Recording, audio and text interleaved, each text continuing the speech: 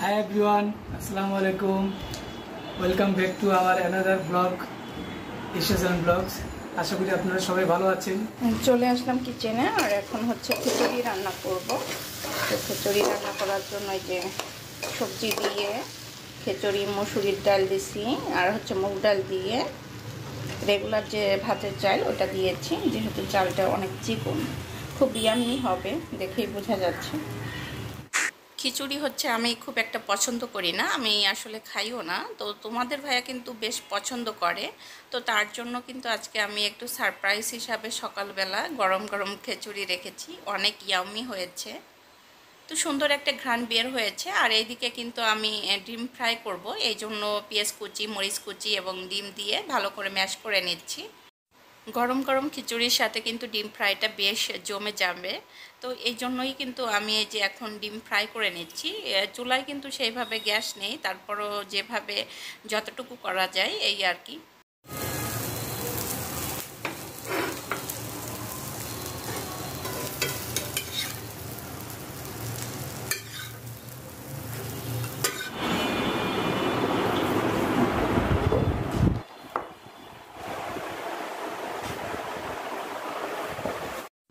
Of ক্যামেরাতে কিন্তু সকালের নাস্তা করে নিয়েছি আর এখন চলে আসলাম এই যে দোকানে।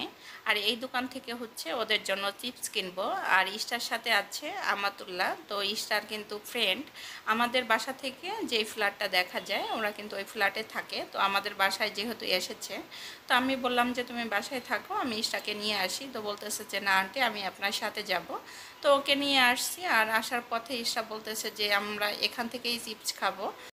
দুইজনে কিন্তু অনেক বেশি হ্যাপি হয়ে গেছে। আর ইষ্টামণি তো আমাতুল্লাহকে পেয়ে অনেক বেশি সারপ্রাইজ হয়ে গেছে, কারণ ও ভাবতেই পারেনি যে স্কুলে আমাতুল্লাহ যাবে। বাসায় চলে এসেছি আর এখন হচ্ছে ইষ্টা দারুণ ছেলেটাকে ডাক দিচ্ছে। আমার কাছে চাবি আছে, কিন্তু এই যে নাও, চাবি দিয়ে খোলো।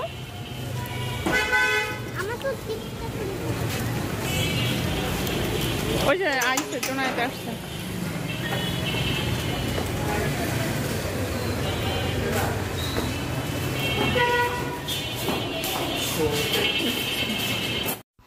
স্কুল থেকে আসার পথে কিন্তু আমি বাজার করে নিয়ে এসেছিলাম, আপনাদের সাথে আসলে ওইভাবে আমি শেয়ার করতে পারিনি। আমার হাত ভর্তি কিন্তু বাজার ছিল। তো এই যে দেখতে পাচ্ছেন যে আমি মুরগি কিনে নিয়ে এসেছি। একটা হচ্ছে ব্রয়লার মুরগি আর একটা হচ্ছে লাল মুরগি, দুইটা কিন্তু দুই পদের মুরগি। তো এখন আমি কিন্তু এটা কেটে নিব। লাল মুরগিটা কাটতে গেলে দেখা গেছে তেলে হাতটা পুরো পিছল হয়ে যায়, এই জন্য আমি আগে ব্রয়লার মুরগিটা কেটে নিচ্ছি। চিকেন ফ্রাই করে দিব, ইস্টা স্কুলে খাবে। তো আর এটা হচ্ছে আমরা রান্না করে নেব। তো আজকে বাকি অর্ধেকটা রান্না করব আর অর্ধেকটা ফ্রিজে রেখে দিব। তো এখন আমি কিন্তু সুন্দর করে ক্লিন করে নেব, এই যে বেচিংয়ে নিয়ে আসছি, এখন ক্লিন করে নেব অফ ক্যামেরাতে। তো রান্নার কি আয়োজন করেছি দুপুরবেলা এক ঝলকে একটু আপনাদের সাথে যে শেয়ার করে নিচ্ছি। দেখতেই পারছেন যে চুলায় গ্যাস নেই, তারপরেও রান্না করতে হবে, খেতে হবে, এই আর কি। যত কষ্ট হোক, কষ্টগুলো কিন্তু ঘরের বউয়েরই করতে হয়, বাকি সবাই কিন্তু হিরো হয়ে থাকে। তো এখন কিন্তু এই যে আমি রান্না করতেছি, আজকে হচ্ছে লাল মুরগি রান্না করব। তো লাল মুরগির জন্য মশলা কিন্তু কষিয়ে নিয়েছি। আর এখন হচ্ছে মাংসগুলো দিয়ে একটু মশলার সাথে মিক্সড করে নিচ্ছি। আর বেশ খানিকটা সময় আমি কষিয়ে নিব, তারপরে হচ্ছে প্রেসার কুকারে আমি রান্না করে নিব, যেহেতু লাল মুরগি হতে কিন্তু বেশ সময় লাগবে। রান্না করার এই ফাঁকে ভাবলাম যে আপনাদের সাথে একটু শেয়ার করি। আমি কিন্তু এই যে অফ ক্যামেরাতে ঘরগুলো গুছিয়ে নিয়েছি। তো এটা হচ্ছে ডাইনিং রুম আর এটা হচ্ছে বেচিং এরিয়া। তো এখন চলে যাব আমার রুমে। এই যে রুমে চলে এসেছি আর দেখতেই পাচ্ছেন রুমটা কিন্তু অনেক সুন্দর করে ইষ্টামণি গুছিয়ে রেখেছে। মাশাআল্লাহ, মেয়ে বড় হলে মায়েদের কাজ কিন্তু অনেকখানি কমে যায়। আমি যেহেতু মধ্যবিত্ত ঘরের বউ, আমার বাসাটা কিন্তু খুবই সিম্পল।